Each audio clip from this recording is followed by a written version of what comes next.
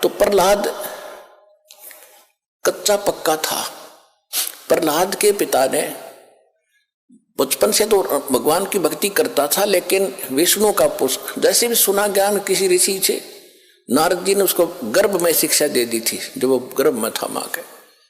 उसके आधार से वो विष्णु जी का पुजारी बन गया। और विष्णु का दुश्मन हिरण्यकशिपु उसका पिता, उसने ब्रह्मा की भक्ति करके शक्ति प्राप्त कर ली, थोड़ी बहुत सिद्धि शादी उस हल्दी की गांठ से पंसारी बन गया कि मैं ही खुदा हूं, सुबह मरूं ना शाम मरूं, आशीर्वाद ले लिया, पशु से मरूं ना पक्षी से मरूं, अमर मान लिया अपने आप को।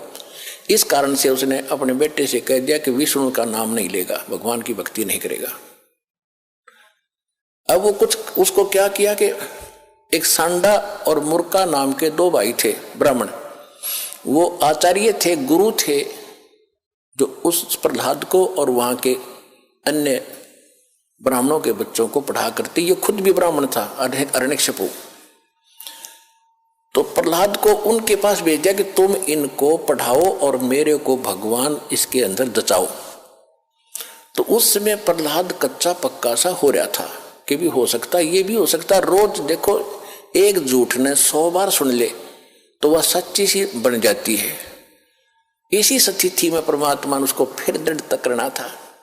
वो बिल्ली रो रही थी और कुमारी भी रो रही थी, और प्रहलाद उसी रास्ते से अपने गुरु उस पाठशाला में जा रहा था, सांडा मुर्का वाली पाठशाला में।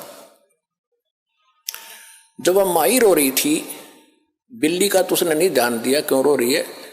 उस कुमारी से पूछा कि माई क्यों रो रही हो आप, बताओ। उसको पता था राजा का लड़का है, बताऊंगी कि महाराज मेरे से गलती बन गई और इस बिल्ली के बच्चे अंधेरे में और किसी मटके में चले गए कच्चे में, अब इसमें आग भयंकर लग गई है, आग चल पड़ी है। पहले कहते हैं ये जो आवा था 1 महीने में पका करता था, और फिर क्या हुआ तो उसने बताया कि 1 महीने तक कभी को छेड़ नहीं सकता, इतनी अग्नि होती है इसमें।